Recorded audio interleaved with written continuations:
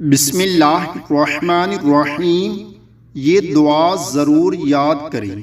حضرت ابو ہریرہ رضی اللہ تعالی عنہ فرماتے ہیں کہ انہوں نے حضور اکرم صلی اللہ علیہ وآلہ وسلم کو فرماتے ہوئے سنا، جب کوئی شخص کہتا ہے سبحان اللہ والحمد للہ ولا الہ الا اللہ واللہ اکبر ولا حول ولا قوة الا باللہ العلی العظیم، تو اللہ تعالیٰ فرماتا ہے میرا بندہ میرا مطیع اور فرما بردار ہو گیا ہے، اسے بخش دیا گیا ہے۔